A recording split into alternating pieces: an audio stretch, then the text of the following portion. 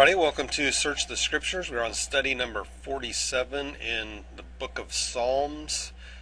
Great day around the storehouse here. I just got through sampling some of the food for our Valentine's Day banquet coming up.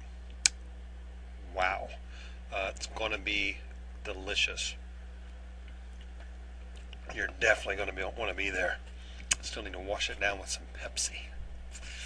Let's look at Psalm chapter 60 today in our study, and we're going to answer just a couple of different questions here.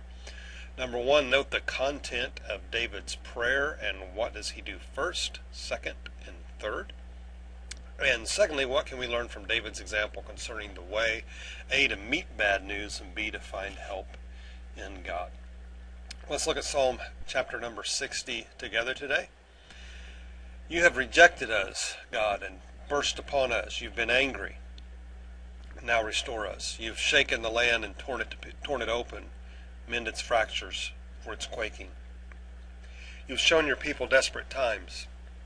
You've given us wine that makes us stagger. But for those who fear you, you have raised a banner to be unfurled against the bow. Save us and help us with your right hand, that those you love may be delivered. God has spoken from his sanctuary. In triumph I will parcel out Shechem and measure off the valley of Succoth. Gilead is mine and Manasseh is mine. Ephraim is my helmet, Judah is my scepter. Moab is my wash basin, and on Edom I toss my sandal. Over Philistia I shout in triumph. Who will bring me to the fortified city? Who will lead me to Edom? Is it not you, God, you who have now rejected us and no longer go out with our armies? Give us aid against the enemy, for human help is worthless. With God we will gain the victory, and he will trample down our enemies. Well, the first question, note the content of David's prayer. What does he do first, second, and third? Well, David recognizes the sin of Israel.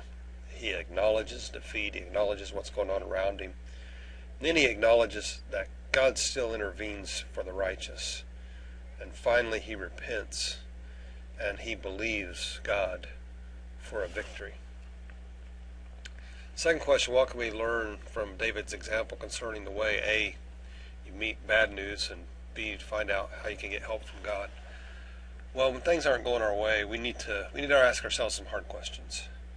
You know, at times things go wrong simply because we live in a fallen world, and in a fallen world, junk happens.